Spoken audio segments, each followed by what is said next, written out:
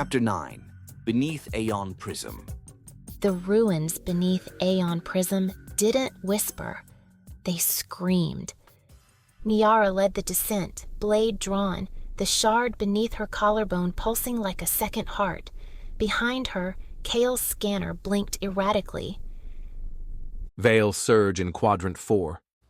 He muttered. Either we just pissed off a forgotten god, or the walls are about to breathe. Valen smirked. Either way, it's sexy. Focus. Riven growled, but his eyes lingered on Nyara. Less reprimand, more concern. They dropped into a crystal atrium. Glyphs shimmered through bone glass, faded by centuries.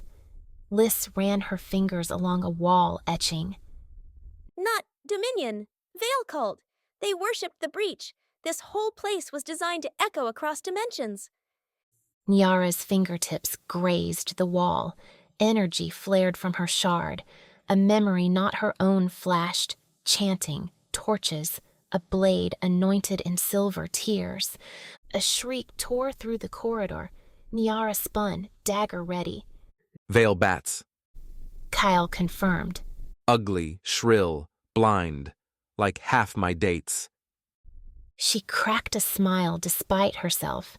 Riven glanced at her, jaw softening slightly, but his hand drifted to the hilt of his sword. As they pressed deeper, the passage narrowed. Symbols twisted in her periphery. The shard pulsed like a drumbeat beneath her skin. Ah! I don't like this, Lys whispered. Something here remembers us. I feel it too. Nyara murmured. But not hate. Grief. They reached a sealed corridor laced in obsidian. Nyara's breath caught. She stepped forward, guided by instinct more than reason. Mother. She breathed.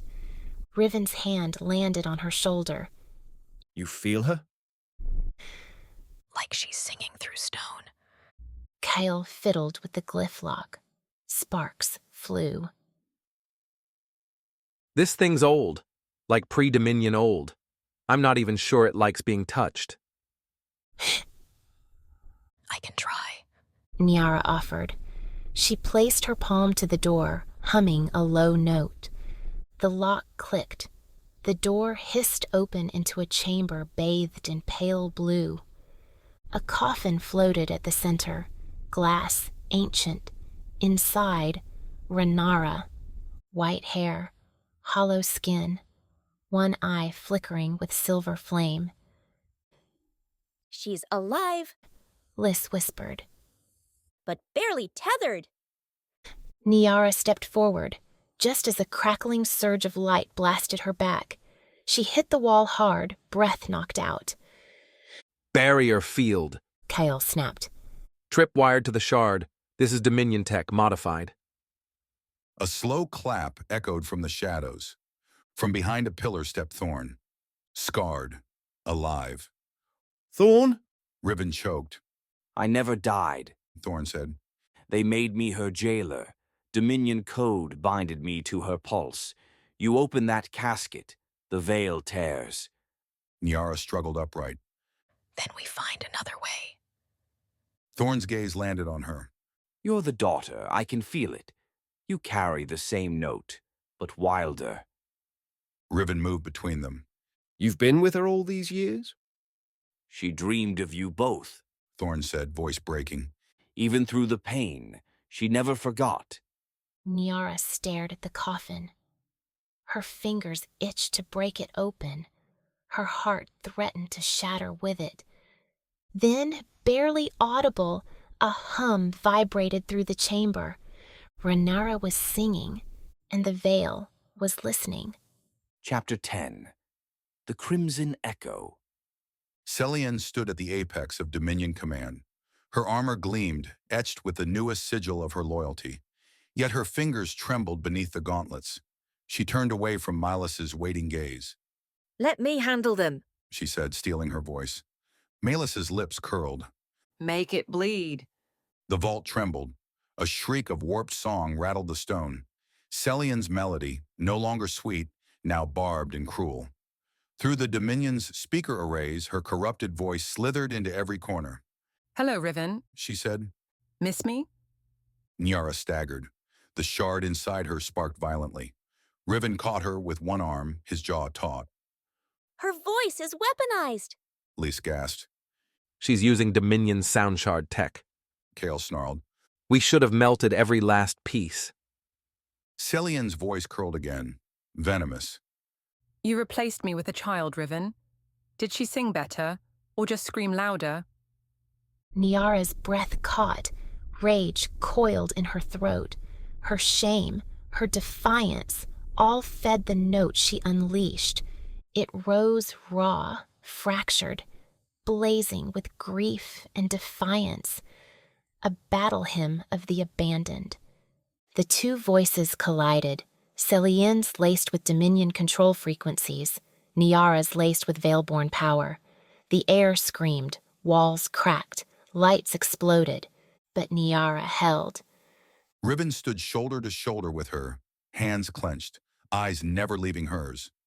You're stronger than she ever was, he said quietly. Renara stirred inside the stasis coffin. Her lips moved. Finish it. Nyara reached for the final note. The shard inside her pulsed with a heartbeat older than hers.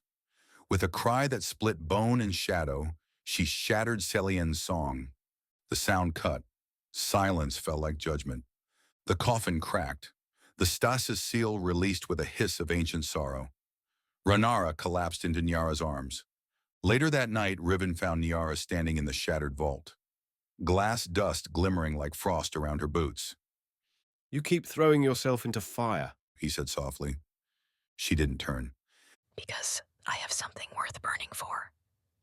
He stepped behind her, close enough that she could feel his breath. I never stopped thinking of you. She turned slowly. Their foreheads touched, her voice barely a breath. Then stop pretending. He kissed her, not in apology, not in desperation, but in a way that said he meant to stay. Chapter 11. The Severing. Dawn broke with the promise of ruin. The sky over the rebel hideout churned with Dominion dropships and Titans, massive constructs of metal and magic, descending like judgment incarnate. Ember sentries raised the alarm, and the camp scrambled. Boots pounded on cracked stone. Tents collapsed in haste. Children and wounded herded to the tunnels. Nyara stood still amid the panic, watching the horizon shimmer with unnatural heat. Her shard pulsed like a heartbeat in her throat. Renara lay pale and weak, the revival draining her, but her voice, a low, thrumming harmony, kept the veil from fully collapsing. We fight, Riven declared, voice ringing like a bell. We hold until the last soul escapes. Thorn rolled his shoulder, spear crackling with electricity. If we die loud. Then the air folded in on itself. Selienne emerged in the center of the clearing, body arched with shard light, face ghost pale, her Dominion armor warped to fit a soul no longer tethered by loyalty. Her presence rang like a cracked chime. Nyara stepped forward, blade drawn. Do you even remember who you are? Selienne tilted her head, something feral in her grin. She died the day you took my place by Riven. Their clash was a rupture of light and sound. Selienne's twin crescent blades danced like moonlight on glass, while Nyara's voice, raw and radiant, rose in waves of force. Every note bent the world. Statues shattered. Ground split. The air pulsed with the weight of their histories. Selienne's strikes weren't just trained. They were vengeful, surgical, but Nyara fought with heart and truth, her breath ragged, her eyes burning. Violite erupted from the ruin as Renara, barely conscious, joined the song, a mother's tone, broken and whole. Nyara and Renara harmonized, a bloodline chord that shook the very seams of the reality. The veil above flickered, showing glimpses of mirrored cities and forgotten futures. Selienne faltered. Riven, sprinting from the flank, caught Nyara as she collapsed, her strength spent, her song thinning. Then the veil, brittle and luminous, shattered like ice under boot. Rhaenyra's eyes opened fully, glowing with liquid silver. Her mouth moved, chanting a path through space itself. The rebels poured into the breach, carrying wounded and relics. Behind them, the vault began to collapse. Stone crumbled, flames licked the air. Selienne remained on her knees, surrounded by the echoes of her own ruin. Meleys stepped through the smoke, Dominion cloak in tatters, yet gaze unyielding. Ready to end this? Selienne rose slowly. Only if I end her. She extended her bloodied hand. Meleys clasped it, an alliance born of ash and rage. That night in the new encampment, a hidden ridge beneath the hollow mountains, the fires burned low. Riven sat beside Nyara, their injuries bandaged, their hands loosely tangled. He traced the scar near her hip with calloused fingers. Kyle was looking for you earlier. Nyara arched an eyebrow. Jealous, Commander. He didn't smirk this time, just said, I don't share. She leaned in. Then claim me. Stop acting like I'm not yours. He pulled her close, the tension between them snapping like thread. Every part of you scares me. I can't be vulnerable right now. I have to lead people even when I don't know where are we going exactly. Good. She whispered, brushing his lips. Then we're even.